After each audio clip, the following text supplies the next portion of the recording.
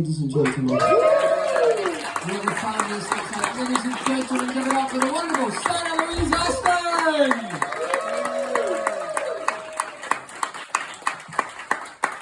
Hello. Good evening. Lovely to be here. I'm Sarah. I love the stage. Normally I'm cleaning it. So, a bit there. Yeah. Oh, Kyle let me out the cupboard. But cupboard love. My cleaning ability started when I was growing up in the 90s. Who grew up in the 90s? Oh, 90s. Hello. Yeah, so I grew up I grew up, I got taller and I got boobs. You're welcome. And so growing up as a kid in the 90s, to earn our pocket money, we had to do chores around the house. We had to hoover the house, so our rates were ridiculous from my parents. 50p for hoovering the house, 3-bedroom house, and a conservatory. Yeah, see, Dad called it the conservatory, we called it the garden shed. That's before it got blown away, which was our fault because we leant our bikes against the shed, which caused it to fall to the ground, and when it became a very windy day, the wind blew the wood away. Sorry, Dad, I'm so clumsy. I'm so clumsy.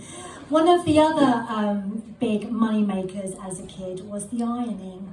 We used to get 10p for ironing one of Dad's shirts. 10p went a long way in the 90s. You'd get a chomp for 10p, a Freddo for 10p, 10 one-piece sweets for 10p, bargain. And then we found all these shirts in my dad's wardrobe that went back to 1972. So we dragged all those shirts out and really piled up the money. Yeah, and my dad cottoned on to that, excuse the pun, it was a joke there. And so he brought down our rates down to 5p because we were just making too much money. I know, Barbara, right? Well, anyway, since then, I hate ironing. I hate it with a vengeance. I don't buy anything that needs ironing. No way, can't do it. Even when a Marvel movie comes on, the telly, I'm thinking, please don't be the Iron Man. Seriously, it's really, really bad. And when my husband's ironing his pants, right, and I told him, I said, I think I've got iron trauma. And he creased with laughter. Oh, you know. Stop it, right? Anyway, I grew up in a tiny little village in Buckinghamshire, and it was so small you could walk from one end to the other in 2 minutes, right? Even quicker if you're not drinking the Bacardi breezes or wearing the stilettos. I did warn you, Dad. Anyway, this village, right, out in the sticks, next door was sheep. Lovely, you may have heard of them.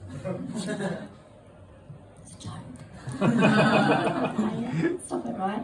And I think they're on the run from Little Bo Peep. But anyway, right, then when we went to this party, I went to this party across the road, and this boy took a liking to me, and he asked me if I could go for a walk, and I said, yeah, look at me, check me out. And he said, no, silly, could I go for a walk with him? And I thought, oh my God, men of communication, why did you not say so? So we went for this walk. I say a walk, it was more like a giant step. Tragedy! All you step fans out there. And we end up by this barn. There you got it, well done. We end up by this barn, and I'm leaning up against the barn, cool, calm and collected. And all of a sudden, the boy kisses me.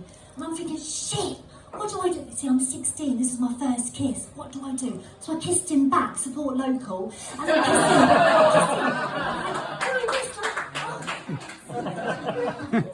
Anyway, so I'm kissing back, and then I'm doing this, like there's froth and there's foam, and I feel like I'm experiencing some washing machine spin, except there's no comfort. And then I'm just doing all this doggy paddle, praying for David Hasselhoff to glide by and rescue me, because I feel like I'm drowning.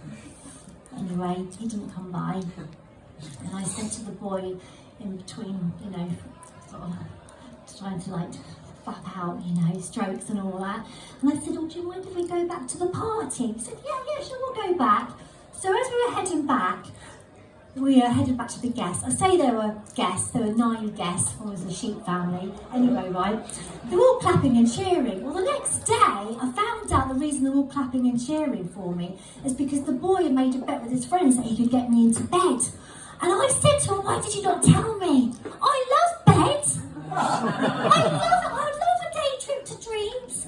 And he said to me, oh my God, you're so naive. And I said, all right then, DFS, because they sell sofas. And then he said, oh my God, you're so naive. And I said, yeah, you said that already. Anyway, I went to Dreams by myself. And I shagged in the sales assistant. I'm Lisa Aston. Thank you.